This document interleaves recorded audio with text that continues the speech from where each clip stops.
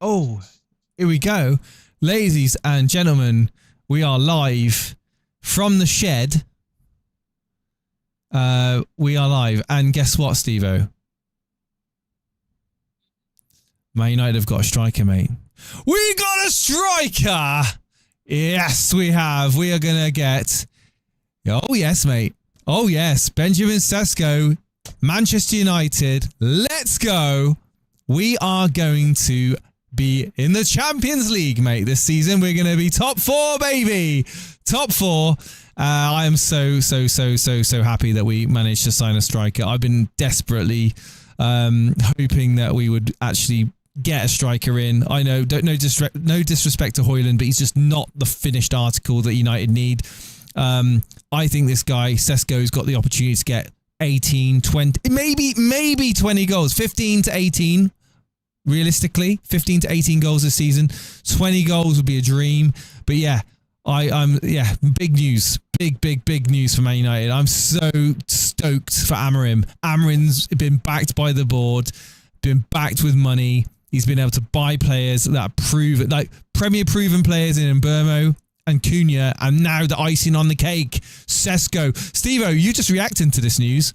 You didn't know, obviously. Does this make United maybe a little bit more attractive as an FPL option, or do you think, no, still way too early, let's keep our feet on the ground here? You're not an United fan, you're not in Cloud 9. What's your thoughts?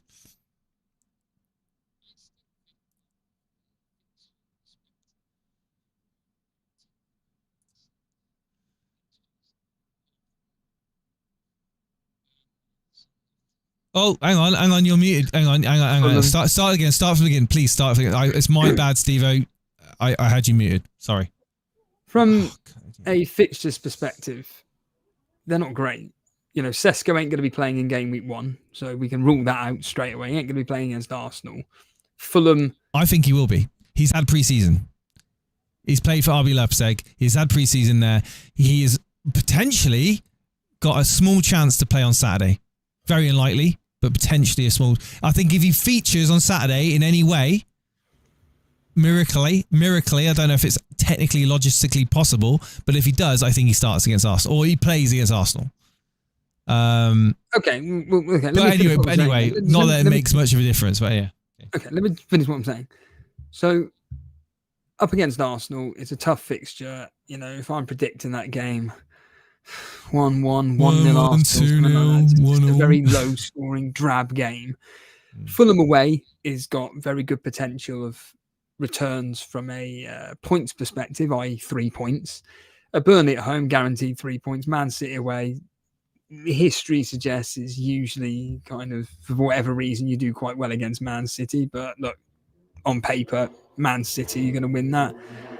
Chelsea at home, not the greatest fixture, but again, you can get a point out of that. Brentford away, good fixture. Sunderland at home. In fact, your run of fixtures aren't great, Jason, and I think the only player to be looking at would be Fernandes, then Cunha. Maybe Dorgu? Then who? Dorgu. Yeah, a defender would be wise, I think, to be having. I mean, three Man United. No one's going to be looking at 3 Man United start of the season, are they? Let's be honest. I mean, non-Man United fans looking at Bruno, but maybe Bruno Fernandes as a maximum Man United asset. You know, you're not going to be getting in, you know, Sesko off the bat, are you? Let's be realistic.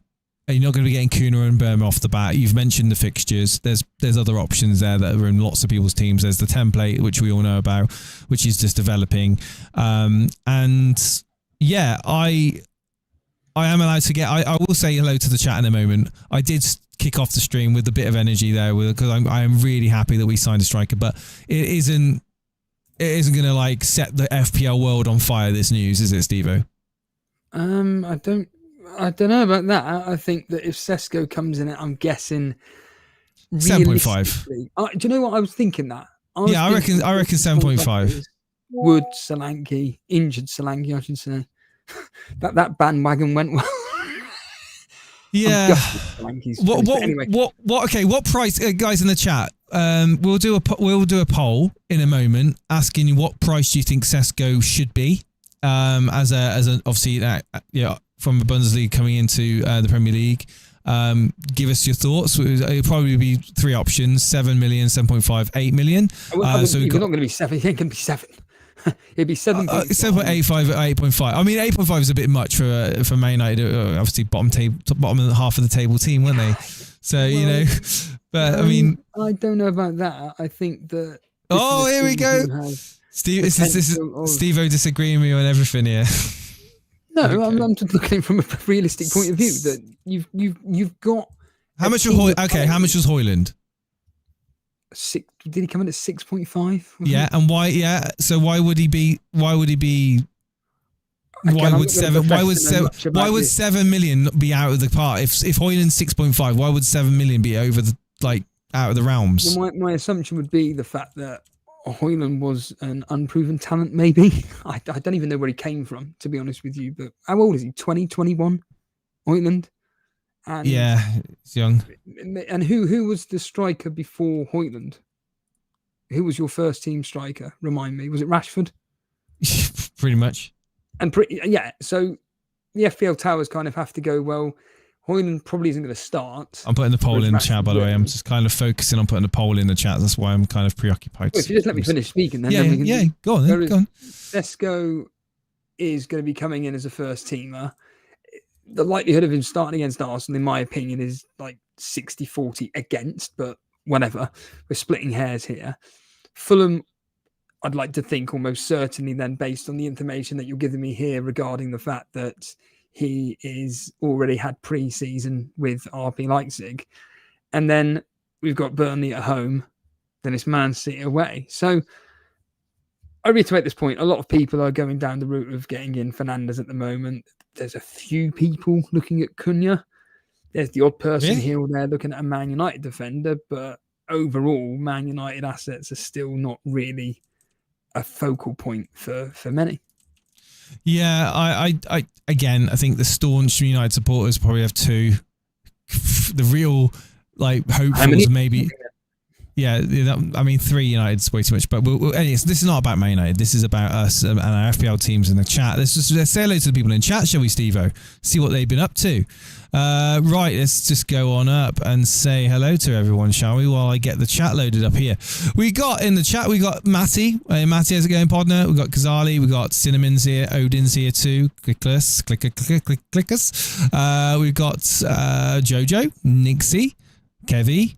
Paulie's here too. 11 people currently in the Super Blue League. Deadline is a week today for the Super Brew, guys. If you're not sure what Super Brew is, get yourself in the Discord and look at the announcement channel. All the information about how to join is in there. Paulie's going to be running the Super Brew League. Steve-O, you're going to take Super Brew season seriously? I'm probably not even going to participate. I said to Ray, I don't think I'm going to be doing it. So. Oh, you were proper on it a couple of seasons ago. You were proper on it, mate. You were proper hyped up about it. Every week comes along and I'm like, I forgot my picks. So I'm just the Super Brew is a deadline a week today at 8 p.m. UK time. Man United has signed a player. I love an underdog story, says Tour Media in the chat. I don't know. I don't think United will necessarily be classed as underdogs, to be honest with you, but they certainly are going to improve this season on their last season showing, aren't they? Let's be honest with you. We've got Andrew Ferguson. As a fan, you're allowed to dream, Jason. Man United don't have Europa, so I expect them to have a far better season. Good point there. It's not like a lot of fixture congestion throughout the season. They are going to be able to rest in between games, and I really do think that Europe is on the cards. I really do. I've got a feeling. I'll get in my bones. Glenn Fossum's there too. BM versus Spurs. 4-0. Is that a game right now? It's going on right now. I don't know. I'm not following it. Yeah. It's 4-0. Yeah. 4-0 to BM. Who's BM? Bayern Munich. Bayern Munich. Oh, they're smashing Spurs. Yeah. No. Not like you're gonna have free Spurs yet. No, absolutely not. I reckon 8 million, says Nixie, for relation to Sesko. 8.5 says Podner. 7.5. He's an absolute. I'd absolutely consider him in a 3-4-3. Says RBSR5. Kevin reckons 7.5. Cinnamon says 7.5. Surely he'll be another flop, says Nasty Balls. Ooh, coming out firing there. You are being nasty today, aren't you, Nasty Ball? Paul Paulie thinks 7.5, same as what Xerxes was last season.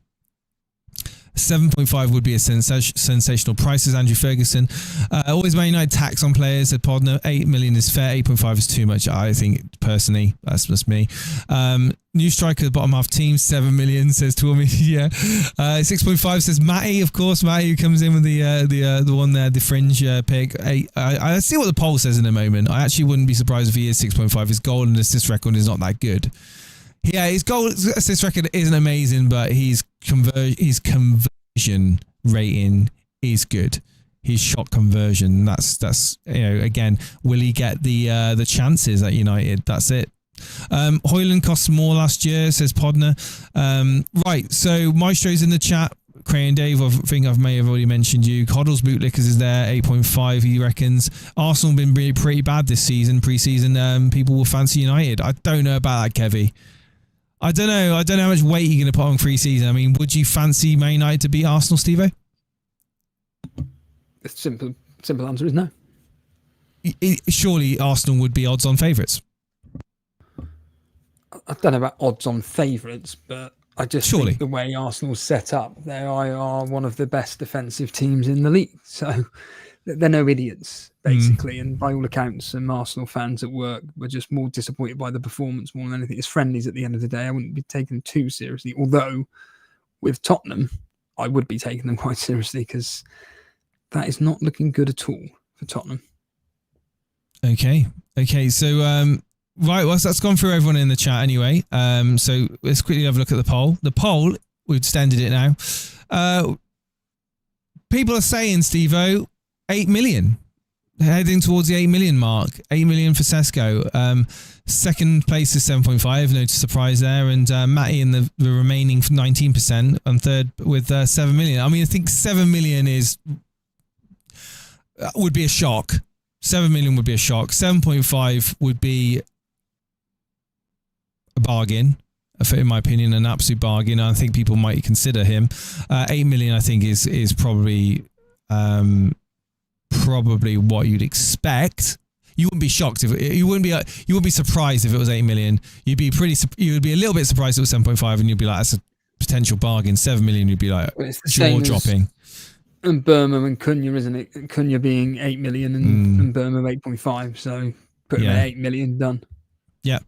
Cool. So this stream, Steve, you wanted to do it based on Jason and Steve-O's FPL chip strategy plans. Have you got a notepad in front of you? Have you got a series of things you want to talk about? Because up until now, Steve-O, myself and the chat, I've been in the dark when it comes to your FPL team, and we're just waiting patiently for you to just give us a little bit of information.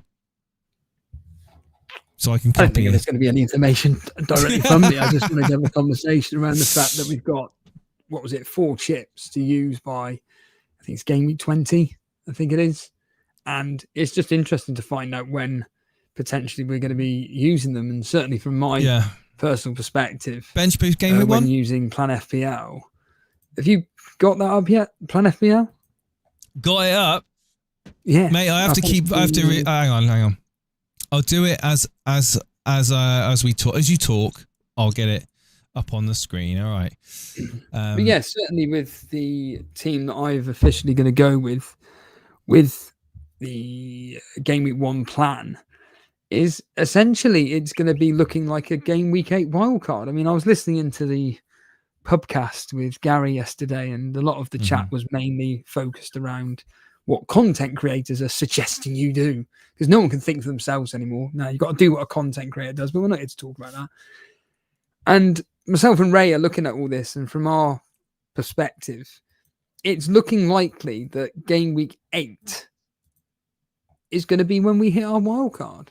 Obviously, we're going to have a lot of information around what players are performing, which teams are performing, etc., etc. But when using Plan FPL and the brilliant fixture ticker that they've got and the easy accessibility of how to use the website, certainly from a plan perspective for our official team, it looks fantastic. I'm really the Game Week 1 team that we've come up with, it's for me, I'm very, very happy. I'm perfectly happy going into game week 1 with what I've got up in my screen. There's just a couple of players where I'm a bit like, couple of injuries, maybe need to work around that. But other than that, it's just a case of, nope, we're fine, we're good to go. For me, when it comes to the triple captaincy, though, it's looking likely to be game week 6. Game week 6, where Man City take on Burnley at home. That has got anywhere between 4 and 6-0 written all over it, and having Haaland for that particular fixture will be crucial. So getting in Haaland will be a bit of a task, but it is possible to be getting in a Man City asset in that case. But from my perspective, when it comes to free hit and bench boost, it really is truly going to be, Jace, when it's just viable for when myself and Ray decide to choose it, when it's optimal, really, when we feel like, oh God, we've got so many injuries, suspensions, or when the fixtures are a bit poor for X, Y, and Z players. But on the other hand, the fixtures change for others. You know, if I look at the fixture ticket here, for argument's sake, I have personally noticed that. So for me, in game week 8, it seems optimal for our team to be changed at that point. But when it comes to fixture changes for some of the big teams, some people are saying game week 13. So some people are saying from about game week 13 is when some of the premium teams, the likes of Man City, Chelsea, Man United, if you will, and Arsenal, etc., it turns a bit. I mean, for Arsenal, it's not that great. But when you look at the likes of, say, Bournemouth, for instance, they've got a nice run of fixtures: Sunderland, Everton, Chelsea, Man United, Burnley, Brentford. Chelsea, if you take away Arsenal at home, it's then Leeds, Bournemouth, Everton. With Liverpool, for instance, I mean, certainly with Liverpool and Man City, their fixtures are just, they're beautiful. For Liverpool, West Ham, Sunderland, Leeds, Brighton, Tottenham, Wolves, Leeds. And then with Man City, it's Leeds, Fulham, Sunderland, Crystal Palace, West Ham, Nottingham Forest, and then it's back to Sunderland again. So you're kind of looking, and even for Newcastle, back-to-back games against Burnley and Sunderland. Yeah.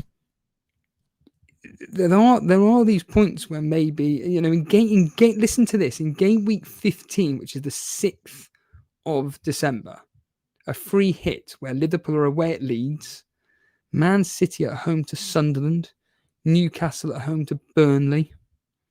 Wolves are going to be at a team which are probably going to be in the relegation zone this season, and they're away. Man United are away to them. You've then got Brighton at home to West Ham. So there are points for the free hit where actually you could potentially target, because the bigger teams are playing the more poorer ones. Because let's get real here. The likes of Wolves, the 3 promoted teams, you may throw in Bournemouth as well. They're going to be struggling this year. They are. And I really do think, Jace, I mean, I don't know about you, but they are teams to target.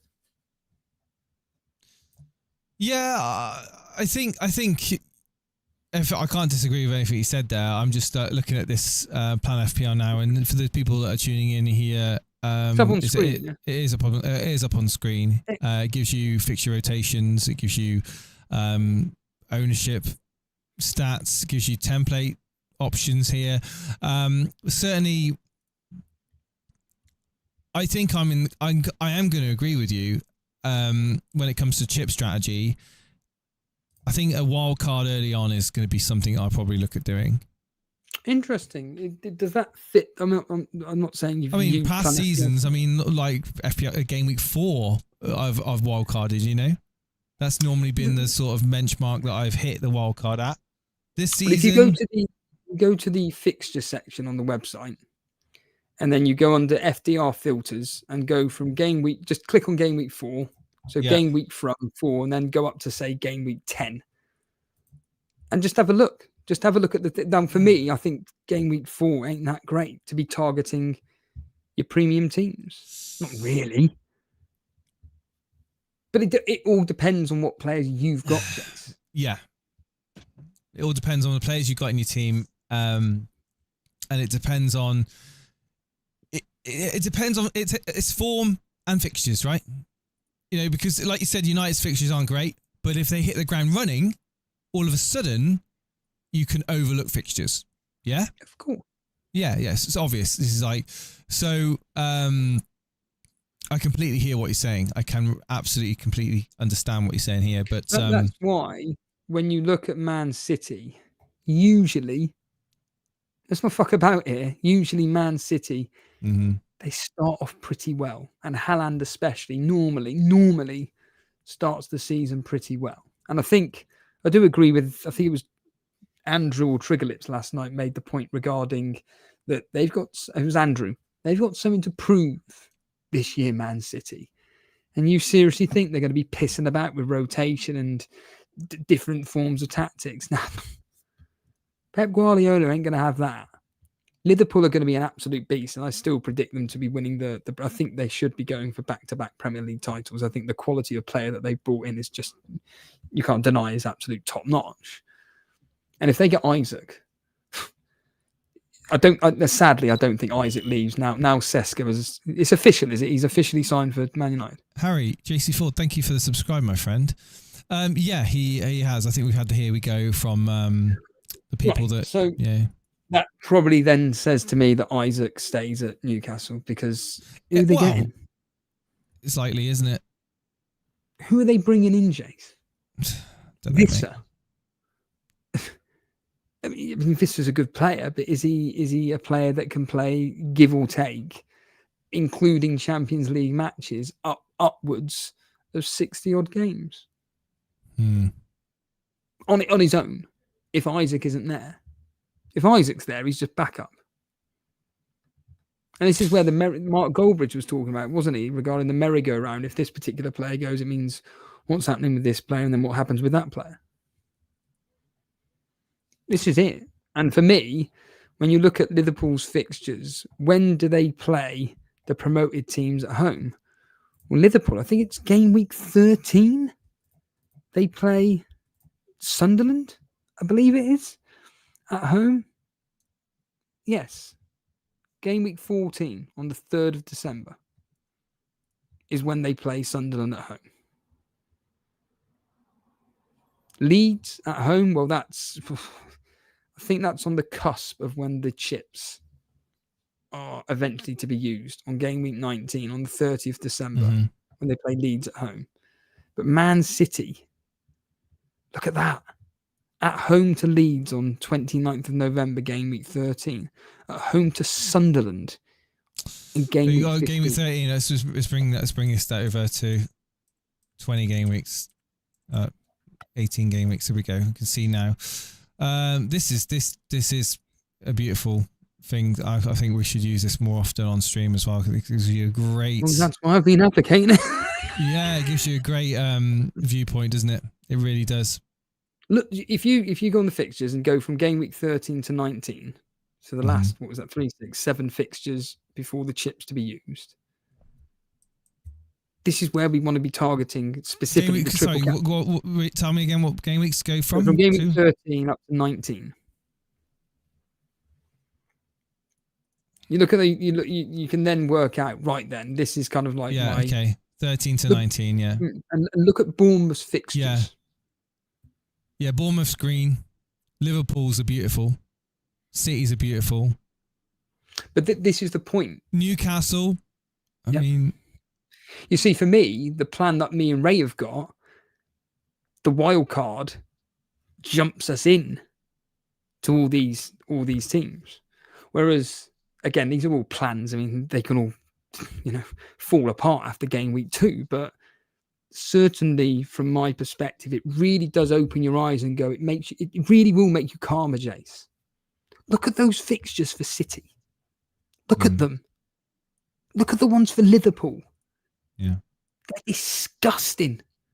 And if you haven't got a minimum of 2 players per team, you're fucked. Now, there'll be some muppet in the chat saying, oh, but what about salaries going to be going away and stuff? Right? They got Wirtz. They got Gakpo. They may have Isaac. Szoboszlai. They have got other attackers other than Salah. And by all accounts, a lot of people at the moment are going, oh, Salah may fall off. There are some people that don't even want Salah to start with the season. So we can wait and see by the time we get to, for argument's sake, the 3rd of December. I think that there's a lot of panic that seems to go on in the early stages of FPL for some bizarre reason. Whereas I think when you do this plan, it really does make you think, actually, you know what? I can look ahead. I've got the team in front of me. These are the fixtures for the first 4, and I'm happy with it. And that's why I'm really happy with my team, Jason. We've set up in a way in which it's, do you know what? We don't need to be using too many transfers. But I reiterate this point. If, for argument's sake, like your mate Sesko, if he goes off in the opening, let's just say, for argument's sake, so from game week 2, so if you go from game week 2 for Man United up to, say, game week 8. So Man United's fixtures, so from Fulham away, we're looking at Sesko here. So he's away at Fulham, and he comes on for, say, 30 minutes against Fulham, and he looks good, but he does nothing. But then it's Burnley at home. Yeah. Now, somebody may have, if he comes in at, say, 8 million, or let's say 7.5 to make it easier. They've got Chris Wood, and Chris Wood just isn't performing that great for Nottingham Forest. I know it's only game week 3. You could do that switch. It's Burnley at home. Sesko, go for that 1 week punt. Why not? Burnley at home, yeah. Why not? It's there. And potentially, you know, that is a really good point. It gives you 2 game weeks to kind of, you know, assess. You know, and then his fitness. Is he going to play 90 minutes? Is he gelling into the team, into the system fast? The best captaincy. Is 2 game weeks enough to kind of maybe commit to a captaincy though? Well, I'm telling you now, Fernandes at home to Burnley is the best captaincy. Or Cunha, whatever. You know, we're splitting hairs here.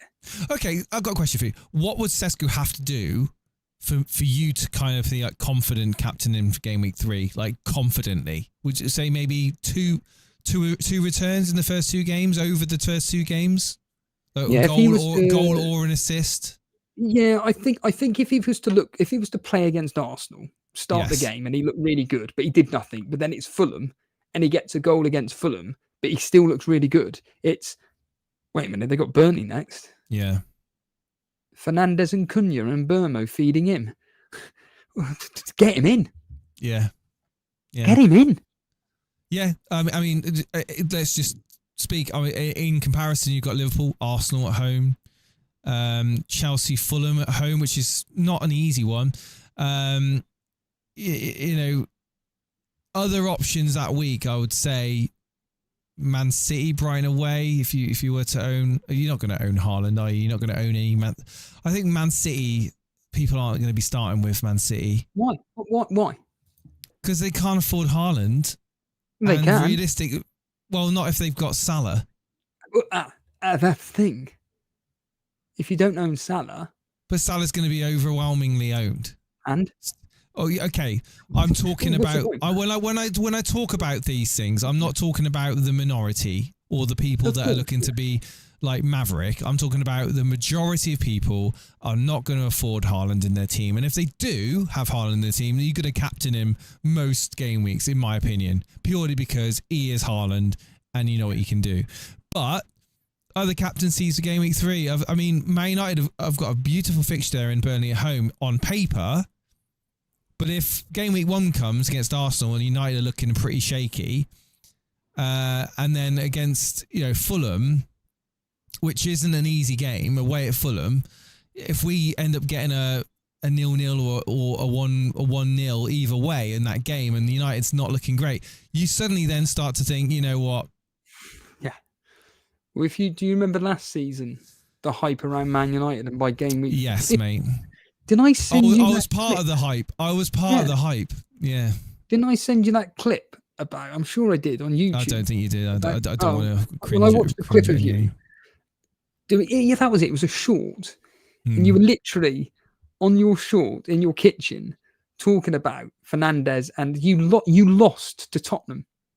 You lost to Tottenham, and you were just basically dejected, and you were basically like, get rid of all your Man United assets. And that was like in game week 3. Yeah, and did I stick with that for this season? No, I kept bringing them in, didn't I? I know I have got a track record of being over the top with United, like in terms of like, get them in, this is the time. And I think like I am pretty excited about the transfer window that we've just had with the free signings. It'd be great if we could get Baleba in. I don't know if that's possible. Or goalkeeper in for Onana, but again, we've spent a lot of money already. I don't know what is feasible, but I digress. The fixtures are looking. I mean, it's a mixed bag. It's a mixed bag for Man United. So I think that if you're gonna own a United asset, Bruno Fernandes, or maybe a Sesko, you're looking at that Burnley at home game week 3. You are.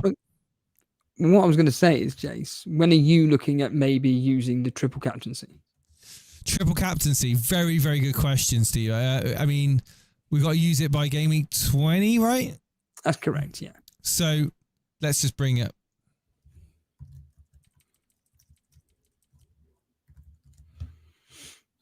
So it's just realistically like,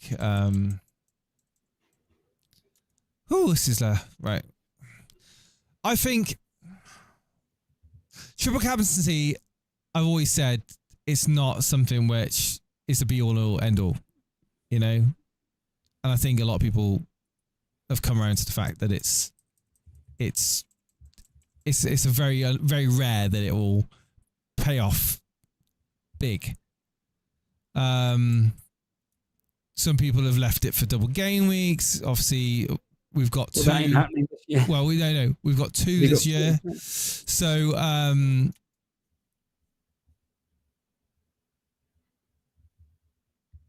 I think that you just got to go with your gut.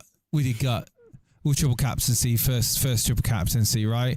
You're looking at what's for Liverpool fixtures. You expect Liverpool to be in with the goals this season. They've done well in the transfer window. They've got a very strong team. They've got a lot of attacking options there. Looking at their team, they've got Burnley away in game week 5. Is that right? No, game week 4. Sorry, game week 4, Burnley away. They've got Sunderland, Leeds early December. I think it's usually, though, the likes of Man City, Haaland specifically. It is. Burnley at home. Burnley at home for Man City. Man City, Burnley at home, looking at game week 6, right? Yeah, that's a lock for me. It's a lock. As we speak, it's a lock right now. In my planner. Game week 6, triple captain, Haaland. Get in Haaland. And you know what, Steve? You're not going to be alone on that one. I don't think you'll be alone. But again, okay, so if you're going to hang on, let me just get this straight. So you're thinking maybe triple captain and Haaland, is that right, on game week 6? But yeah, you don't own Haaland at the moment in your game week 1 team? No comment. Like I said, I ain't giving away anything with my team. I don't want to look into his eyes. Look into my eyes. Look into my eyes. Look around my eyes. Look into my eyes. Right, 3, 2, 1. You're under. But in all seriousness, that will be the game week in which I'll be bringing in Haaland. The only clues I'm going to give you to my team is it's just template. That's all you need to know. So if you go on the dashboard where if you own Haaland game week 1, I'll have a massive respect for you, mate. I'd have such a massive respect for you. I'll be like, fair play. He is going in with the strategy, with his own strategy. He is not going to follow the crowd, and he's going to do something which is different. And like I say. And that isn't you. That isn't you. Yeah. So if you were to do that, I would have such a respect for you, mate. I really would. Like not that I don't anyway, but I would have such a newfound wow, he's doing something different. Because you have been pretty conservative in the past game week 1. Yeah. Well, I am this week. You are very cautious. You are very, very cautious game week 1. Yeah. So, okay. So your triple captaincy, probably makes the let me most just- sense. Let Because me if just- it, sorry, let me just say this.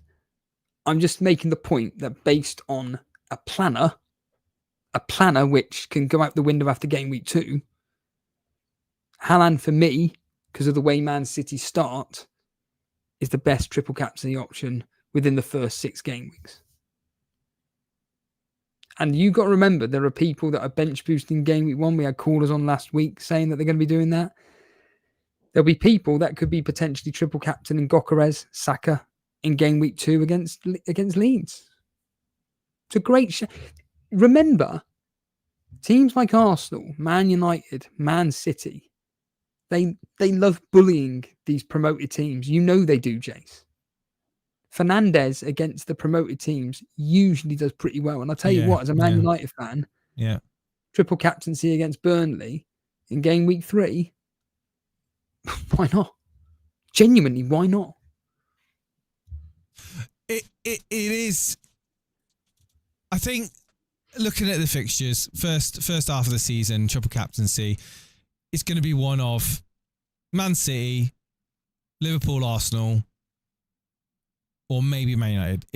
I don't think Man United are going to be. I think they're going to be off the radar, Steve. Man United for triple captaincy against Burnley, game week 3. But if we see enough of something good at United, maybe it could be that differential triple captaincy that we always talk about, right? We always say, like, if you're going to get the optimal triple captaincy points, are you going to get it on a game week, say Haaland, at home to Burnley, game week 6? Are you going to have a mass percentage of people maybe triple captain in there? Yeah, probably. Are you going to get optimal points if you triple captain him and then 70% of the game triple captain him in the same fixture? Not really.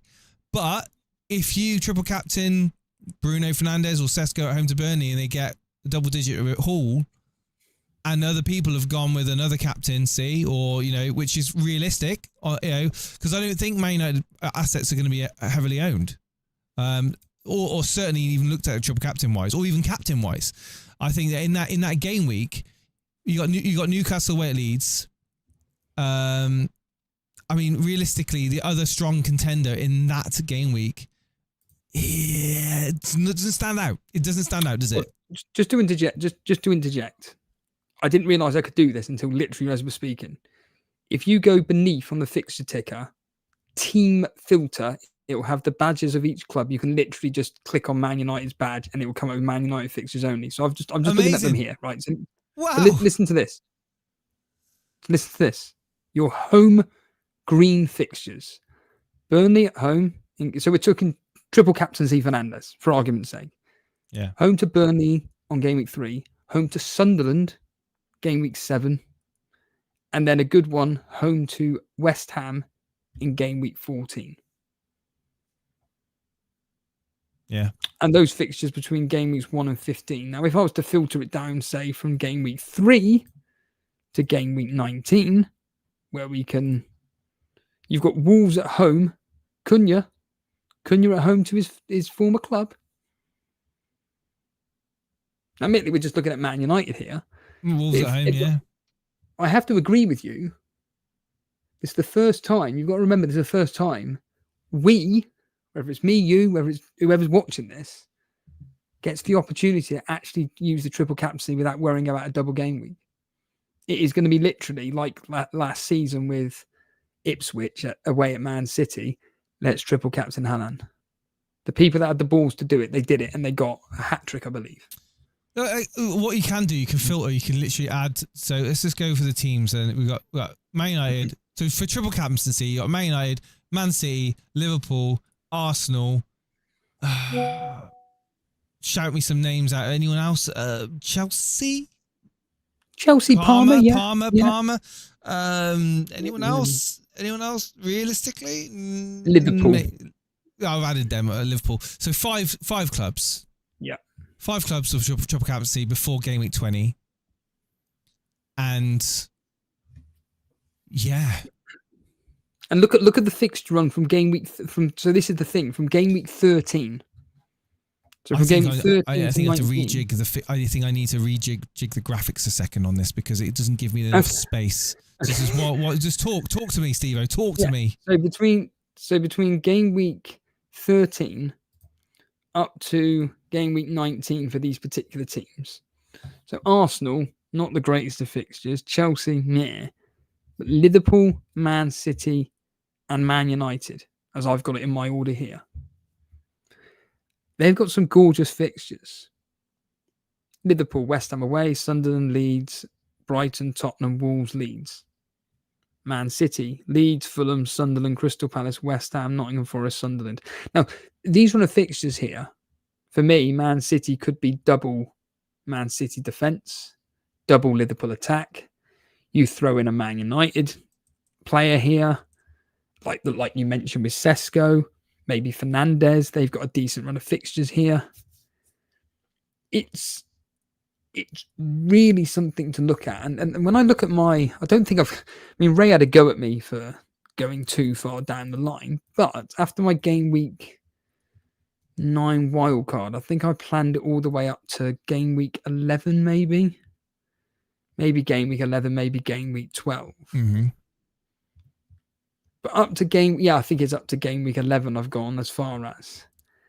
And certainly for me, looking at for crying out loud, West Ham in game week 11, Jace, it's West Ham. They've got Burnley at home. And West Ham love to play Burnley. They love to play Burnley. Game week 11, 8th of November. They love it. And like you mentioned, if you hit a differential triple captaincy like Jared Bowen or Fulkerg of West Ham, triple captaincy against Burnley at home. I don't know why we're picking on Burnley because we've just signed a very good player in Dubravka. And I'm telling you, Dubravka is a very, very good debutant for Trafford. And because we've spent really wisely in defence, I'll be honest, I don't think we're going to be as easily run over as what people seem to be saying. But against the likes of Man City, Liverpool, Arsenal, don't worry, they're going to crucify us. However, just for a talking point on Jason's point making here regarding a differential triple captaincy, why not Bowen, Fulkerg at home to Burnley? Why not? For all we know, Leeds could be the one that are the whipping boys. In fact, everybody at the moment is talking about Bournemouth, how poor they are. But Bournemouth's fixtures, when you look at them here, so from game week, let's just say from game week 4, from game week 12, when apparently they're fixed. In fact, in game week 10, Man City away, Bournemouth are. That could be an opportunity to triple captain Haaland. Could be. There's options there, man. Yeah, that there truly is. Even in game week 1, triple captain Salah at home to Bournemouth. So what he's trying to say is that it's not clear cut, and this is going to be the FPL bringing in this double chip strategy is actually something which you were initially quite annoyed about the lack of creativity. Let me finish. The lack of creativity kind of annoyed you because it was like, all right, just double them. But yeah, are you starting to come around to the whole idea now that it's actually going to make people think? Yeah, of course. That's stating the obvious. I'm still I wouldn't say I still am. You're just bringing up the conversation piece that, yeah, they were lazy with this whole, let's just double the chips. That's pathetic. I still stand by that point. However, we have to utilise what they've given us. And when you look at the fact that, hold a minute here, we get to use a triple captaincy twice, and one of them has to be used up to game week 19. Hold on here. We need to start looking at these teams to target. If for argument's sake, I'm just going to say this now, for argument's sake, in game week 1, so game week 1 comes along and people are thinking that Bournemouth are going to get absolutely annihilated by Liverpool. Why not put your triple captaincy on Salah?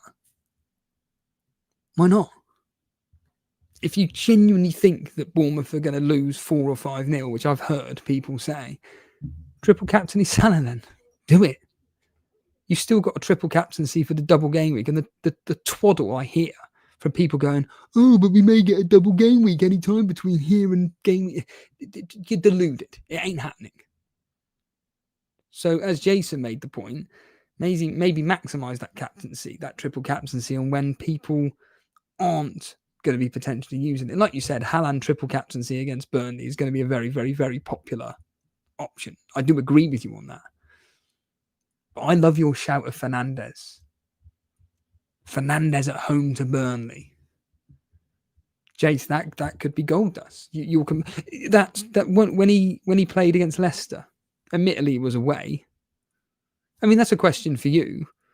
Will Man United's home form change next season for you to be confident that, wow, yes, now we can start making Old Trafford a fortress again? I would like to think so. I think it all comes down to two things, really. It comes down to the fans and the sentiment there. Is it going to be any anti-Glazer sentiment? There's obviously these dramas that go around at the club. It does affect the players. I think you'd be mad to not think that. But certainly the dressing room atmosphere, obviously you can remember last season there was personalities in the dressing room at United. They were probably a bit toxic. Not to mention their names, it's a bit obvious. They've probably been moved on in the transfer window. So I do think there's going to be a different dressing room atmosphere. I do feel that there's going to be more hope because Amram's been backed. So I think I err on the side of caution, but I say I err on the side of caution. I started the stream by going, United are going to get a Champions League football.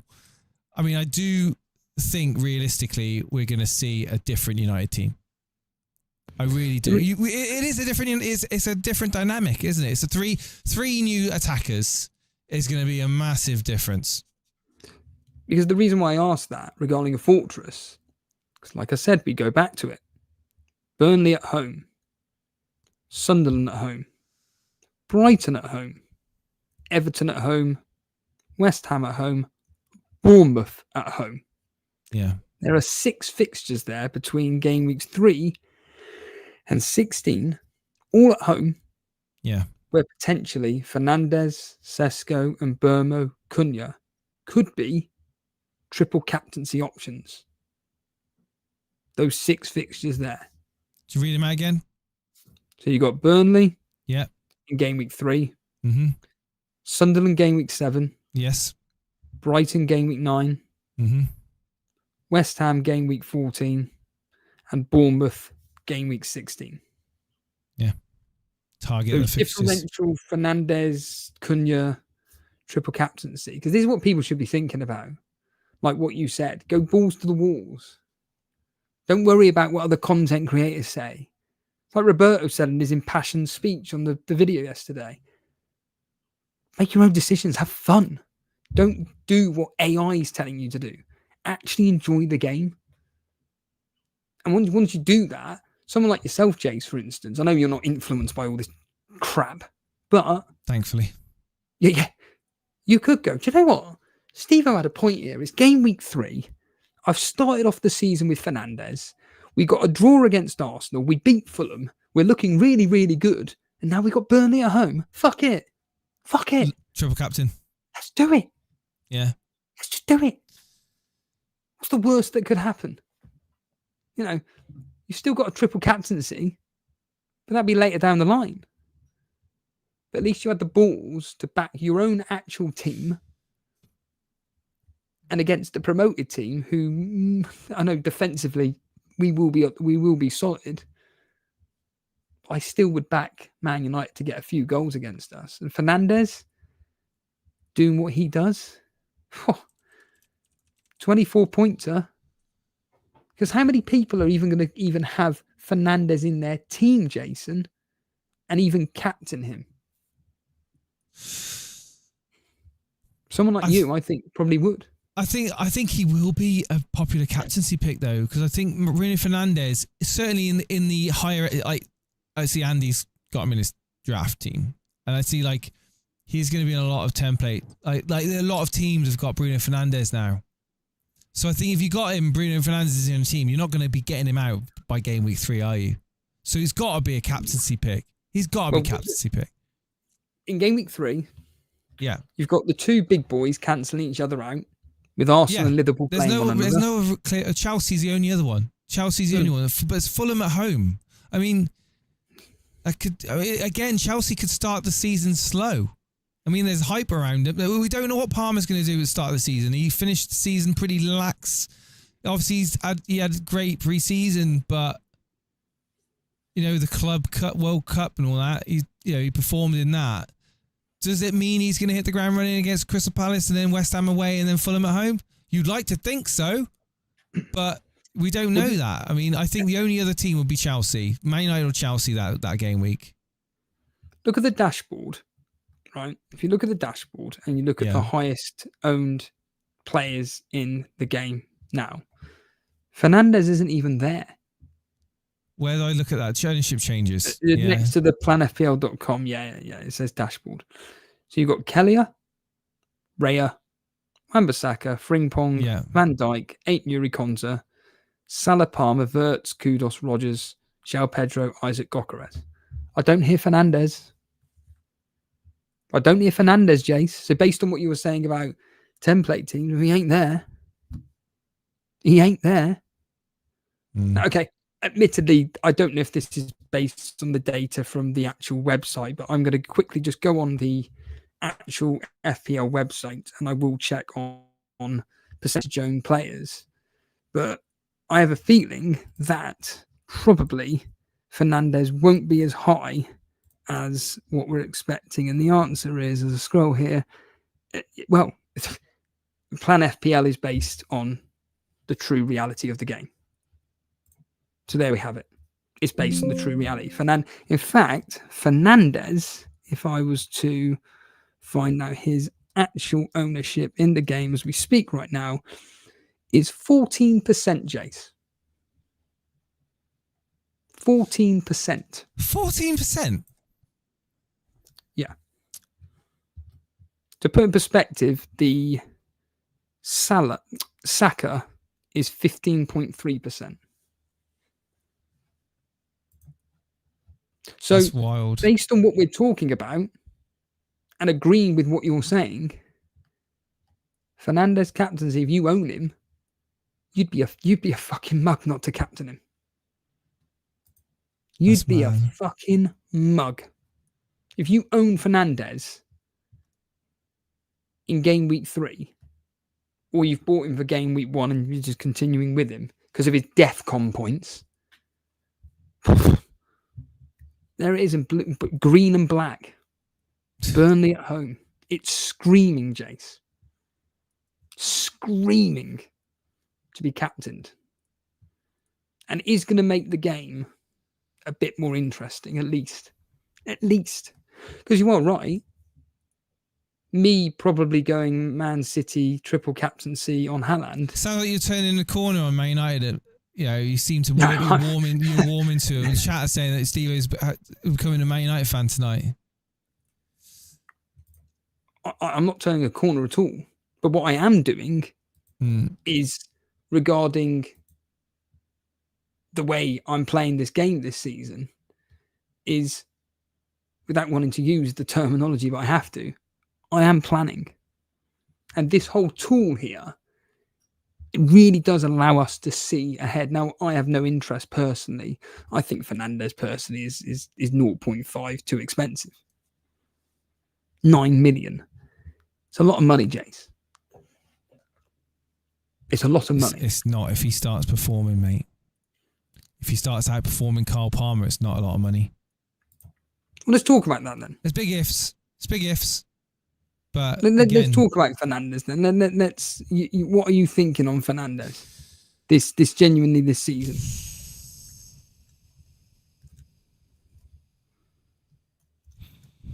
What, in terms of output? Yes. Honestly, it depends on where he plays. If he plays him deep, then is obviously going to be out of the action compared to last season. It's a different dynamic now. We're going to have Burmo and Cunha next to him.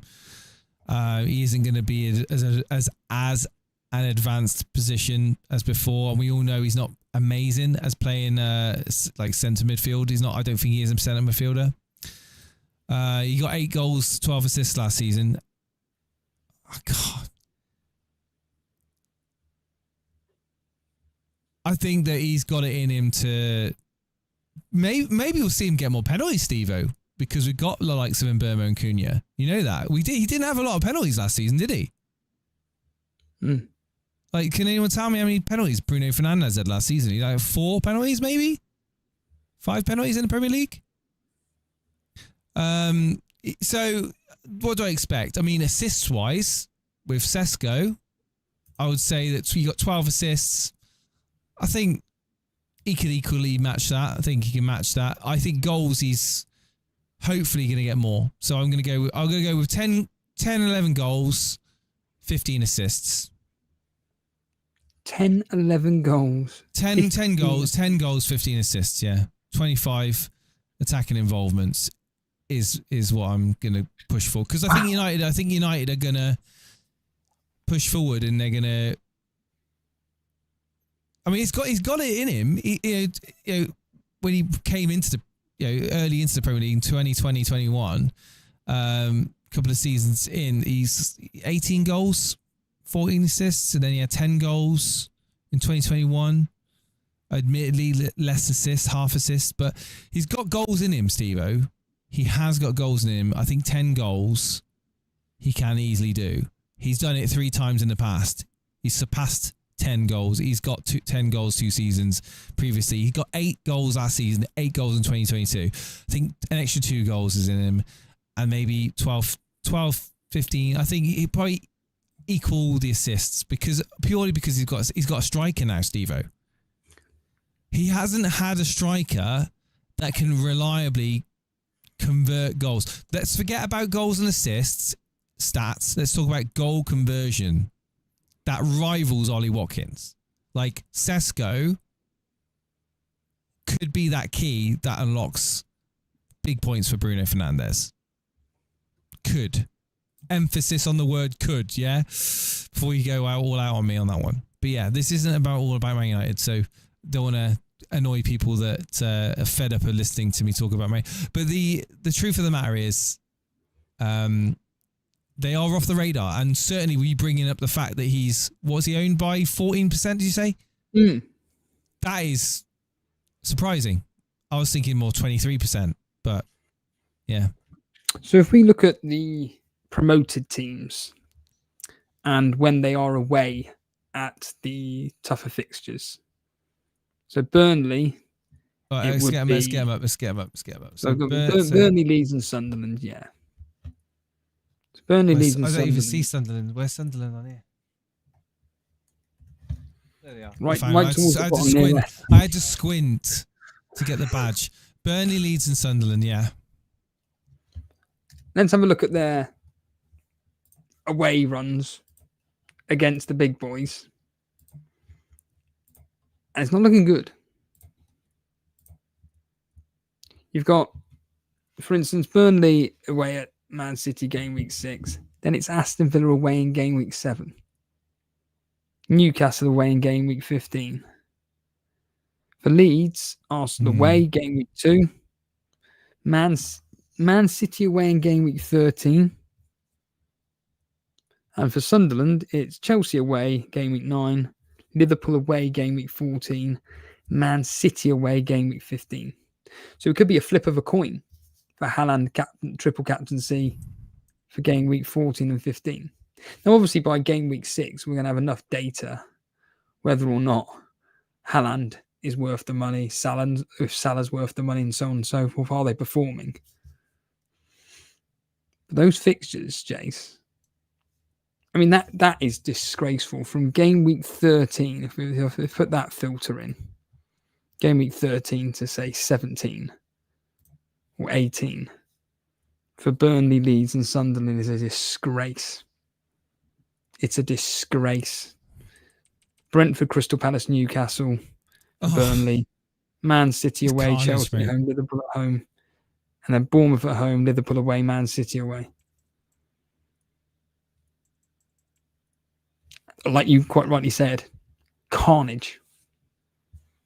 Absolute carnage. And again, triple captaincy could be used targeting these particular teams there and then. Yeah. It really, really could. And you throw in the likes of, like you mentioned, Sesko. Yeah, because I don't see any of the promoted teams surprising anyone this season, do you? You don't see what the promoted teams... I don't see any of the promoted teams surprising anyone and and finishing staying safe. But yeah, I mean, someone tell Steve-O it's grotesque.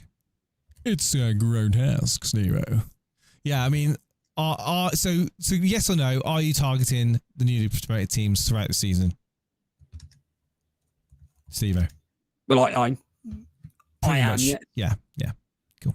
I think it's legitimately a viable tactic to potentially each week. I've already done a plan for a team to literally each week targeting the promoted teams.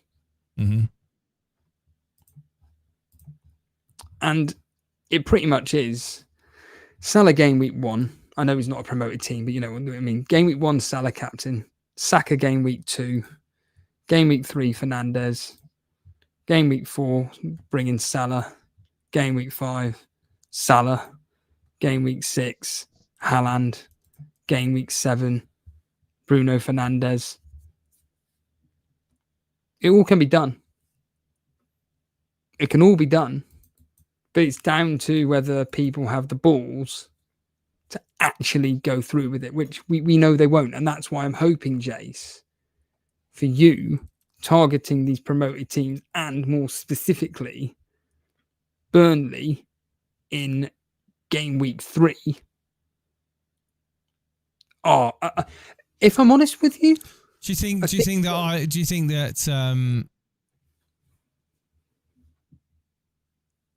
I don't know what I'm trying to say here. Do you think that I would be going against the grain of popular consensus if I was to do something like that? Or would I raise a few eyebrows? Because I don't think I would. I don't think it is going against the grain by looking at triple captains against a newly promoted team with a United team that's reinvigorated with new striker and attacking threats. I just don't think it. I don't think it is wild. I don't think this idea is out there. If we got to deadline and it wasn't just you, but if it's you, and I see that the white circle is activated on Fernandes for Burnley at home, I'm like, oh fuck. Oh wow. Fair fucking play. Yeah. 3 o'clock kickoff. Old Trafford. You'll be live streaming. In all seriousness, you got the triple captaincy activated. So the deadline on that day is going to be actually on Friday, the day before. But you've triple captain Fernandes. I come into this and I look at it, I'm like, oh fuck, he's got the bollocks to do this. And I think if I saw anybody else triple captain in Fernandes in game week 3, I'm thinking we give the he's trying to. I think he's trying to persuade me, chat. What do you reckon? Well, he's trying to charm me. Yeah. Was that, I don't know how you do it. You did it once upon a time. Yeah. Pod is saying Steve-O's afraid of Man United all of a sudden. Steve, are you afraid of Man United? I don't think you're afraid of Man United. I think you're afraid of... No, I'm just having a conversation. I think you're afraid of people's differential triple captaincy choices, but I don't think... I think it's something... You cannot argue in game week 3 that Fernandes is one of the best options for captaincy. I'm looking at it right here in front of me. Liverpool at home to Arsenal. Yeah, you kind of want to avoid that game. Brighton at home to Man City. Man City don't particularly like playing Brighton. Leeds at home to Newcastle, or more specifically Newcastle away at Leeds, possibly. Spurs at home to Bournemouth, possibly. The prime fixture there is Man United at home to Burnley.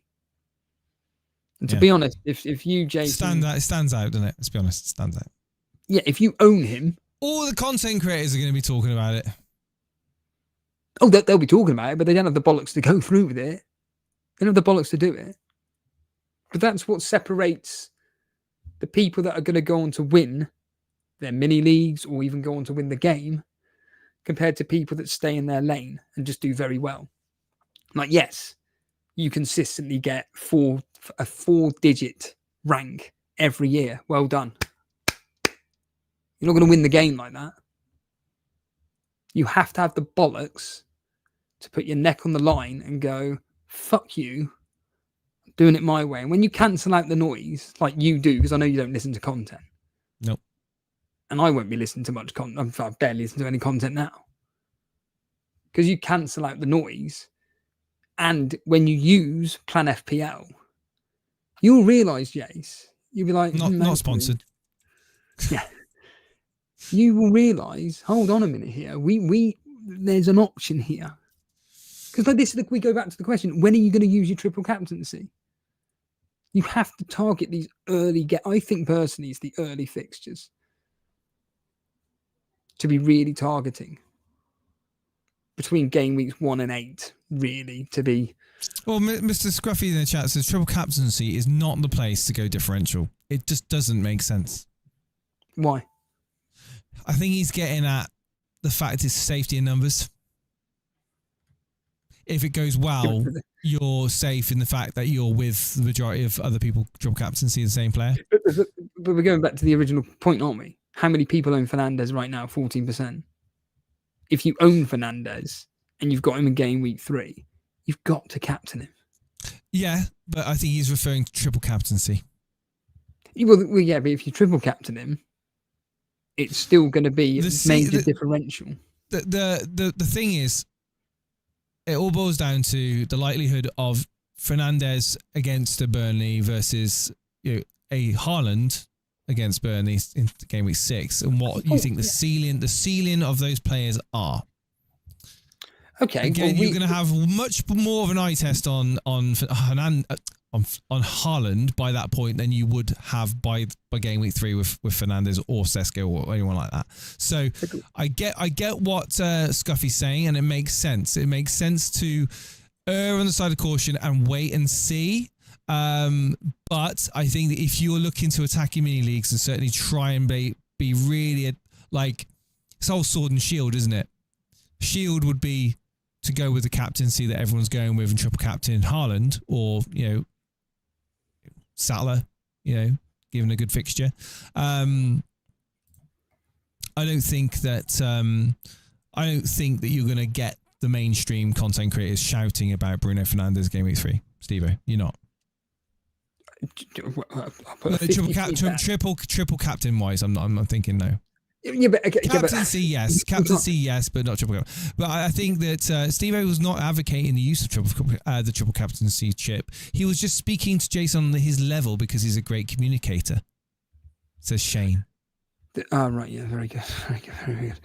But yeah, the point being is that you want to be targeting the triple captaincy for that differential pick, and that game week 3. I know we're just banging on about game week 3 here. We are going on about game week 3 a lot, I'll be honest. Well, we are, but but this is the point, is that we want to be looking at those moments when it's ideal to be using that triple captaincy as a differential. Me going Haaland triple captaincy game week 6, there'll be more people doing that than Fernandes captain in game week 3. Let alone triple captaincy, is what I'm trying to get at. Because if you're going, well, it'll be Liverpool at home, whatever the bloody fixtures were again, Liverpool at home to Sunderland in game week 14. Well, how many people are probably going to be looking at triple captain in Salah in game week 14? Okay. Probably a lot higher than Fernandes in game week 3. So it's moving forward again, on the triple captaincy here. Sandy Line in the chat says, triple captain game week 1 on Solanke versus Burnley. He's not going to play, is he? So that's just a pointless question. Solanke ain't playing. He's injured. Is he? Yeah. What's up with him? Busted ankle, basically. Oh, he's out. He's out. Tottenham, right now, Tottenham, I reckon are going to win, but it'll be 1 or 2-0 against Burnley. Busted ankle. It may even be 0-0. Genuinely. I really do mean that. Now, as a betting man... hang on, is he out? He hasn't played all season. Pre-season. No, he's on about return, though. Hang on, I'm just Googling it. So we are 1 week away. So next week, they're playing PSG, aren't they? In the Super Cup. If Solanke doesn't play that... He didn't play tonight, did he, no? No. I was reading news reports saying injury status. He's set to make his return in the pre-season friendly against Bayern Munich, scheduled for 5 p.m. today. Yeah, that's all old news. Oh, we now know what the news is. The news after recovering from an ankle injury he sustained in July, confirmed that the striker should be fit for the match. So obviously, he wasn't even in the squad. So Frank comes out and says he should be fit for the match, but then he's not even in the squad. But you're reading old news. That's old news. I heard old that. News. Okay. The current state is right now. Well, you say that it's old news, but 14 hours ago, MSN. That's old. Okay, it's old news. 14 hours ago. No. I've worked since then. You've just fallen for the AI Google garbage, which is just clickbait. 14 hours ago, there was a headline by MSN saying Tottenham versus Bayern Munich. Solanke return confirmed team news. I was like, what? You've just answered the point. Thomas Frank said about the Bayern Munich stuff last week. Right. So it's just regurgitated garbage, which you don't need to have read. But anyhow. Okay. Anyway, so he's in a void. So he's in a void now because he wasn't back. Okay. Well, I wasn't aware. All right. Don't shout it chat. So Solanke is a bit of an avoid. He didn't play, Jason. Yeah, okay, get it. Z-Truths, you guys are amazing. Annoying. Thanks a lot, mate. It's annoying that Solanke isn't fit because he was a serious consideration for me. And captaincy as well for game week 1. Genuinely. So it's a 0% chance then, you'd think now, right, that he isn't coming back for game week 1? Well, if he's available, if he plays... Unless press conferences come through and it's like he's shown great fitness in training, and then all of a sudden Steve is like, "Ooh, might have to bring him in." Remember, they've got the PSG game next week, so we're going to have one more opportunity to see if okay. And to be completely honest with you, he probably won't be playing that. So Kevy says he's going to avoid Solanke even if he were to be back. Wow, interesting. Kudus is an option. Kudus is an option, midfielder. 25.5% owned. Yeah. 6.5 million. Yeah. Bargain. See you on the screen. He's a bargain. There's no denying it. Hmm. However, based on what I was seeing on X, people were not impressed by Tottenham. In fact, and I quote, "It looks like there's a lot to work to be done for Thomas Frank." That's not a good sign. I know you're playing one of the best teams in the world, or Europe, whatever. I get it. But to lose 4-0, full strength team, that's not a good sign, Chase. It's a very bad sign. Oh, yes, they've got a game against PSG. If they lose to PSG 4 or 5-0, the confidence will be shot. Then they've got Burnley, which again is a decent fixture. I'd expect them to win 2-0. But there's Man City away. I don't think Tottenham fans are going to be having a lot of fun for the next few weeks, do you? Genuinely. Whereas you lot, by all accounts, you're performing well in pre-season. Amaron's come out and said he's happy with the team. He thinks Mbeumo needs work, but he looks like he's going to fit in well. People are encouraged by Fernandes' positions and Cunha's positions. You've now just talked about Sesko, how he's the next coming of God. All right. You'd be more, you'd be more happier being a Man United fan than you are a Tottenham fan, surely. Are there any Tottenham fans in the chat? I think so. I think, are there any Tottenham fans in the chat that are screaming, saying, no, you're wrong? Brew, any Tottenham fans in the chat? Are you excited about your season coming up? Let us know. But no, I think that's fair shout. So your wild card in game week? From seeing as it stands, game week 8. Okay. Where game week 8 is the where ideal. The game fixtures turn, yeah. For my specific team, between game weeks 8 up to say 15, the fixtures turn beautifully for how my team is set up. Glenn's a Spurs fan. Plus, I've got transfer. Remember, we've got loads of wild cards this year, essentially. Remember that? We've got the African Cup of Nations mini wild card. We've got, obviously, the build-up of 5 transfers. And if the plan goes as expected, I'm pretty confident with going into this season, knowing that I don't think I'll be taking a hit. I don't think I'll be needing a hit. I mean, there's another question for you, Jace, with this season. Are you looking at the whole hit taken? No. It's not going to be like last season. It was like, I think every hit I took just backfired. No. You're not interested in that at all? Can be a bit more, a bit more careful, I think, on that one. Why, from your perspective? Is it because you've discovered this website? Because, like you just mentioned, we're going to have opportunities to bank transfers. We're going to have the AFCON mini wildcard. We've got an extra wildcard. So why do I need to be so impulsive and make rash changes when I can just be a little bit patient and just make use of those? You know what I mean? It's not like I'm going to have to, wait to accumulate transfers. It's and also it backfired. Taking hits last season backfired massively for me. So I think that, again, I've got to be a bit careful to not be too rash and be too reactive. Player does well doesn't mean you have to get him in on a -4. You know what I mean? This is precisely it. It goes back to your points of view regarding players going off in the first game week. Because the only upside to this season is that the opening few fixtures for any team isn't that great. They're not brilliant, Chase.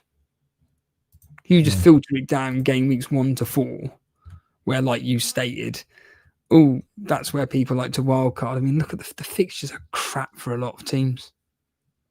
Between game weeks 1 and 4, they're not that great. And I think so long as people are going in with a nice solid plan for the first opening, say 6 fixtures, I'd just be calm. Because the only way people are going to knee-jerk is if, for argument's sake, Salah goes off and Haaland doesn't, or vice versa. If Gyökeres goes off in game week 1, it's, oh my God, they've got Leeds at home next. I need to potentially get Gyökeres in. If Watkins does nothing against Newcastle, wait a minute, hold on. I need to do a straight swap. It's the hardest thing about FPL, isn't it? It's the price changing. It's keeping up with what's going on. So if you're wanting Gyökeres down the line, and he's 0.3 more than what your budget allows, you not jumping on him quick enough could cost you. Because that's what's good about your game, though, isn't it? The price change. Well, I have been alright, but again, it's not all be all and end all, is it? Having a good team value doesn't always translate into success. So, it's I'm going to be way more conservative in terms of bringing in players going into game week, first few game weeks anyway. There's no point being Gavilant, and I'm just happy to just go with the flow and be a bit different.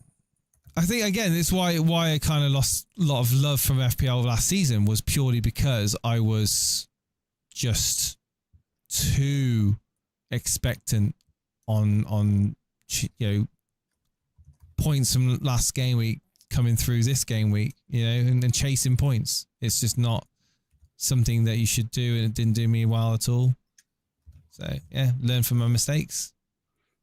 And that's the key, isn't it? Learning from your mistakes from the year before and going, I'm not doing that again. That's why I've got this piece of paper. I mean, I can't exactly kick off and moan about things not going my way if I'm making the same mistakes again as what I made last season. I'd be such a hypocrite. Or just stupid, really. So yeah.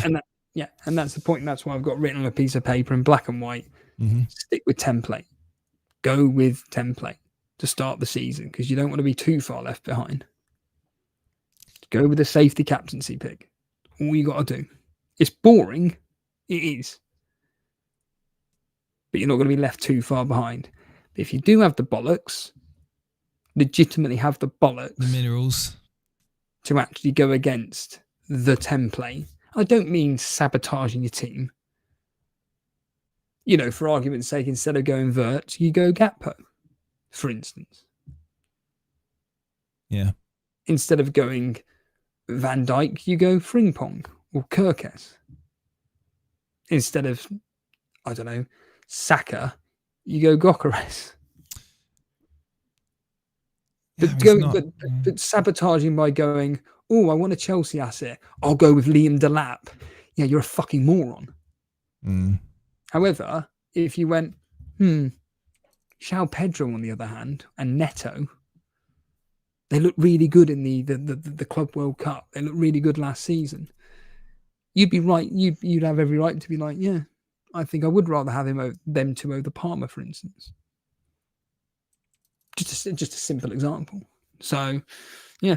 Anything more to chat? Or I think I'm pretty much. Well, no, I'm pretty happy with that, to be honest. There's nothing really else to say other than I do want to talk about the Patreon though, just quickly. Yes. I other than the fact that I am actually just editing our setup as we speak to add these amazing tools into our live streams, because let's be honest, Plan FPL is a tool which I think can serve most people, certainly starting their strategies for FPL. So I'm just adding it now to the stream, and just kind of, and actually the colours of the website. I mean, if by any miracle the people who make Plan FPL watch the stream, they were like, it's almost like they've made the colours of the website match our graphics really nicely. So I think we just add these to the channel and gonna just do that. So talk to us about the Patreon then. Yeah, if anybody's interested in joining our Patreon Trophy League, the tier list is there. It's $4.99 to be entered into the Trophy League. All you got to do is just become a member for the whole season. It's quite simple, really. Just become a $4.99 member. You'll be eligible for that elusive trophy, which Graham Buchanan holds at the moment. You'll also have access to additional podcasts that we do throughout the week. If you want to join our YouTube mini league, it's for anybody, basically. It's essentially, the code is in the chat and in the description. Sorry, it's N for November, DAD, that's DAD, R for Romeo, V for Victor, 33, but it's all in the description there. Also, if you want to become a member, 99p, you also get to enter into the members only mini league, and it also gives you access, members only plus Patreon, to the Discord, which Jason will be able to tell you about now. Yeah, so the Palmer, that's what I'm searching at the moment on this cool little player feature. So yeah, the Discord is open to basically anyone who wants to do the hangouts, but certainly open to all members of our Patreon that are part of the paid memberships. So $1.99 and above, you will get access to all the Discord channels that have come on to talk to us about your teams on the live chat feature that we do.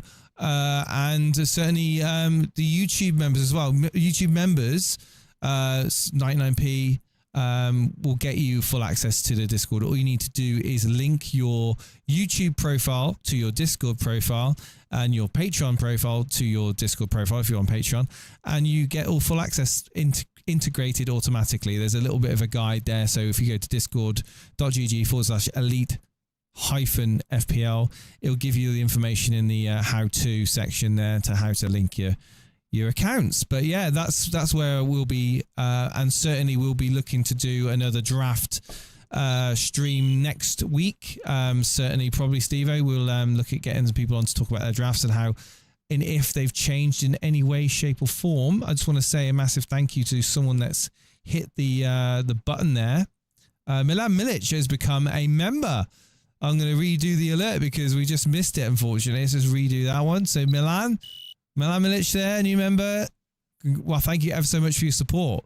And a name that we've read out, Steve-O, quite a bit over the years. I mean, God, he's been around with us since what, 2020? Milan, let us know. When did you start watching us? A long time. New old member, absolutely. You were a member before. I'm sure you were. But yeah, Discord is where it is. Milan's now become full access on our Discord if he wishes to, because he's become a member. Good timing there. Matty's in the channel as well. Matty, animations don't make a joke out of you. Yeah, don't do that. Well, 2020-ish. There we go. I was right. So yeah, thanks everyone for tuning in today. It's been much appreciated. I hope you've enjoyed us talking about Manchester United and about the FDRs, and maybe you can also check out Plan FPL as well. It's a really good tool. Steve-O told me about it, and we'll look forward to seeing you next time, which will probably be what, Monday night, Steve-O? Yeah, we'll actually, we'll have a chat about it because obviously it's Thursday now, so maybe Monday night we'll do something. But I would also a quick shout out to Alex Vollo. I keep forgetting to mention it, but thank you for the thumbnails as ever. Really appreciate it. Absolutely. And if you do want to come on and talk to us about your FPL team, all you need to do is get in the Discord and put your team in the FPL drafts section on the Discord. And when we go to do the stream, we will hopefully get you in the waiting room. And if we don't have any callers, we'll just go through some of the drafts that we see in there and just give our quick thoughts on it, Steve-O, I think, just to kind of like say thank you to the members. But yeah, guys, thank you so much. We'll see you next week, probably Monday night, but check out the social media to let you know. So all the best. Thank you.